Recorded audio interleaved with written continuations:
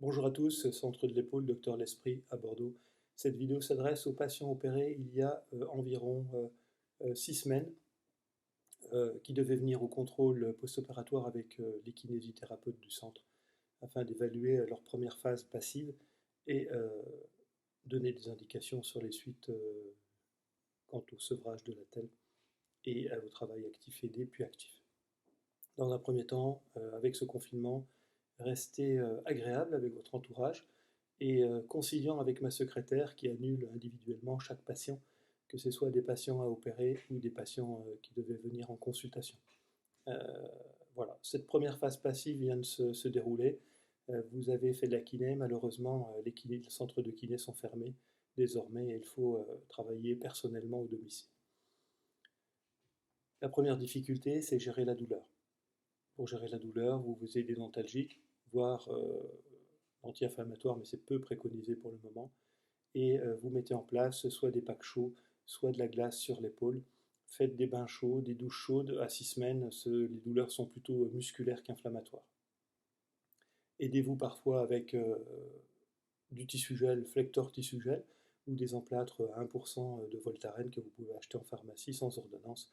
Ce sont des boîtes de 5 que vous mettez sur 12 heures sur la zone douloureuse musculaire en général. La deuxième phase, c'est la gestion des amplitudes. C'est difficile, vous n'avez plus d'attelle, vous êtes sevré de l'attelle, mais parfois la nuit, il faut la garder pour l'abduction que cela entraîne et le soulagement du muscle deltoïde sur le côté. Les douleurs seront présentes essentiellement ici jusqu'au 4e mois au moins. Donc vous gérez la nuit en position plus ou moins semi-assise, vous trouvez votre confort, vous pouvez rester dans le fauteuil, dans le canapé. Il n'y a aucune angoisse à avoir, c'est assez classique sur la période post-opératoire de l'épaule.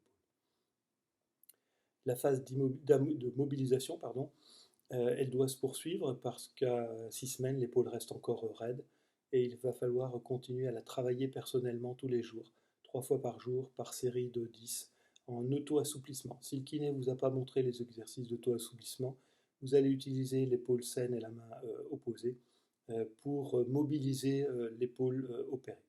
C'est-à-dire que vous allez prendre votre main droite et gauche et vous allez petit à petit les monter là où vous pourrez, positionner les mains dans un premier temps peut-être sur le front seulement, puis ensuite sur le sommet de l'épaule, de la tête, et en définitive aller de plus en plus loin.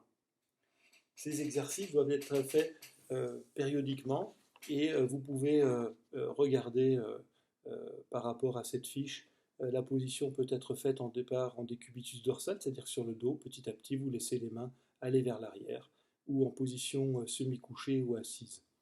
Vous pouvez également la faire sur un gros ballon si vous en avez un, sur une table, en vous allongeant petit à petit à plat ventre sur une table ou à genoux au sol, en essayant de mimer la position du chien en yoga. Ensuite, il va falloir travailler dans toutes les rotations. Dans le dos, vous pouvez commencer, même si c'est préconisé plutôt à partir du 3e mois, dans certaines ruptures du tendon subscapulaire surtout. Vous évoluez comme ça jusqu'au 3e, 4e mois, et petit à petit, l'épaule va s'assouplir. Les raideurs entraînent des douleurs. À 6 semaines, cela est quand même assez prématuré d'avoir une épaule normale. Dans tous les cas, la cicatrisation prend 3 mois et vous devez rester prudent, même à la maison, sur le port de poids ou les exercices physiques que vous voulez entamer dans cette période de confinement. Voilà, j'espère que ça répond déjà un peu à vos angoisses. Nous restons disponibles par téléconsultation sur Bifordoc, sur l'application Bifordoc. Merci et à très bientôt, j'espère.